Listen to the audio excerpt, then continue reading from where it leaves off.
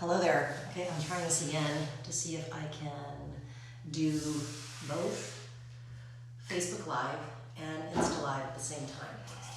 We'll see how this goes. Anyway, this is your 10-minute yoga break at 10:30 a.m. on weekdays, and I am going to show today how to do some standing poses using your wall. So, standing poses using the wall. So, first I'm just going to come up against the wall and just place my back against the wall for my Tadasana. You can just use the wall as support on your back body, which can feel really nice during these times. I personally like to have Tadasana here with my feet separated, not with my feet together. It allows more breath to come into the body. Just check it out with me. Take a breath in with your feet together.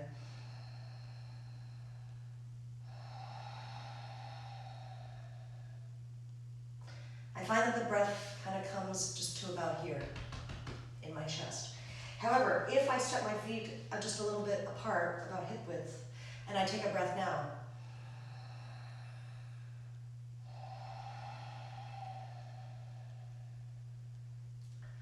it feels to me as though I can get breath all the way down into the pelvic area. So, starting in Tadasana here, just coming into Tadasana. You'll take a wide stance. I have my mat here, you don't need it necessarily, but you can see that this is coming into as though I'm doing a standing pose position. So from here, I'm going to spin my left foot in, my right foot out, and coming with my arms against the wall for stability. Just coming down into triangle pose, into an easy triangle pose. So from here, you'll notice that I'm not coming all the way down to the floor. I'm just coming to below my knee, because this allows me to use the wall for support and just check in with my body. I don't need my top hip to hit the wall. I actually want it away from that wall, but I want to keep on externally rotating this bottom leg. And as I externally rotate the leg, you'll see that it allows my torso to come down further into Trikonasana, triangle pose. With the support of the wall, it's easier for me to turn my head. I can have some neck support. Coming up, it's as though someone were pulling up my arm, and I'm going to lift up. Then turning my feet back in, turning my feet parallel. I'm now going to take my right foot in, my left foot out, take my arms out, and then just begin to use the wall to come down into an easy Trikonasana position. Notice how most of us want to have the arm away from the wall. So the wall gives you a position of how you can open the chest. So you can actually use the wall to open the chest. Again, do not put the top hip against the wall, make your sacrum feel terrible. Just have it move away. The front foot, the left leg bum, will probably be on the wall, but the upper bum, the side of it might not be. I'd rather have you open the chest than try to pin this hip back. This will create back pain. This will create breath. Again, using the wall, you can really open the chest. And then you can use the wall to come on up, spinning the feet back. And again, just checking in with the breath. Now, often we come from triangle pose to half moon, Ardha Chandrasana. It was a beautiful full moon last night, so in honor of that full moon, we can do Ardha Chandrasana, half moon pose. So I'm going to spin my back foot in, my left foot in, my right foot out. I'm going to take my arms up, And now I'm going to begin as though I was coming into Trikonasana. But as I move, I'm going to bend my front leg, get my balance, right? And then just use the wall to take my leg up. So I can just use the wall for Ardha Chandrasana. This is very freeing to the pelvis, freeing to the front and back body. With the wall, I can really see again how to open the chest.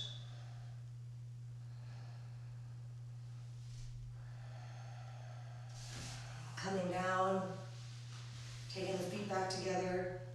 I have here a block and or chair to show that you can also use a block and or chair for the height. So again, coming into Ardha Chandrasana, spinning my back foot in, right foot in, left foot out. And then as I come down, I could take the block, I can bend my leg, then I'm going to walk over to see where I have my balance, place my hand on the block, and then come into Ardha Chandrasana. So again, with my hand down, my hand up, I can use those hands to open the chest. Opening the chest. It's good to check the balance these days, so a balance pose is always helpful. If you have a chair nearby and this is too far to the ground, you always use a chair and just place your hand on the chair. Coming up, I can also put my elbow on the chair, which allows me another option of height. So you can use the wall, you can use a block, you can use the chair for support, but this is with the wall. It's very nice to feel that wall against the back body and the back lungs. And then coming down, again spinning the legs, the feet forward, just again feeling the back body supported, then releasing down. Did you know that your lungs live mostly in the back? We think of the lungs in the front, but there's a huge expanse of them in the back because the heart sits in the front. So the lungs fill the front and back body. So it's very good to feel the back body. Now, I'm going to turn around. I'm going to come into the wide stance like I was. And this time, I'm going to just bend over and put my back against the wall and then walk in. So I'm using the wall to support my back. You'll see that the more that you can get your back on the wall, the more relieving it is. If it's too much on the hamstring, bend the knees. This is more about the back than just stretching out the hamstrings. Once you bend your knees, you can just slowly begin to straighten the legs as the hamstrings release. Releasing into this supported Prasarita Padottanasana position can be very releasing for the back, releasing for the brain, which is all good for the soul. To come up, you can just use the wall to come back up. Sometimes you might feel a little lightheaded after that, so you can just place your forehead on the wall.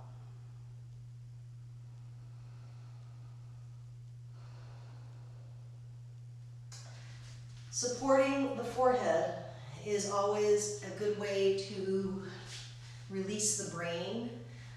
It's certainly our third eye spot, the space between the eyes.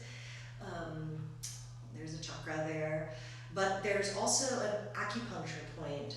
There's an acupuncture point that is often needled for calming the body and mind. So if you feel agitated, sometimes just taking your two fingers and tapping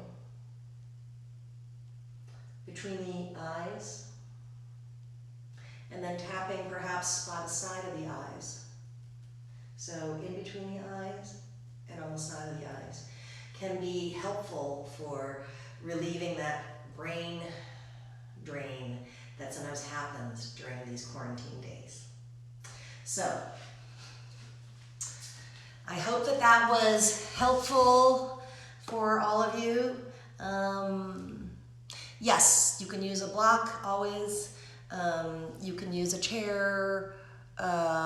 You can, I think the chair is a good option, or a table, a short table. So anything to put your hand on for the Ardha Chandrasana. So hope that was helpful for you, and I will see you all tomorrow at 10:30 a.m. Pacific. See you soon. Hello, hey there, thanks, bye.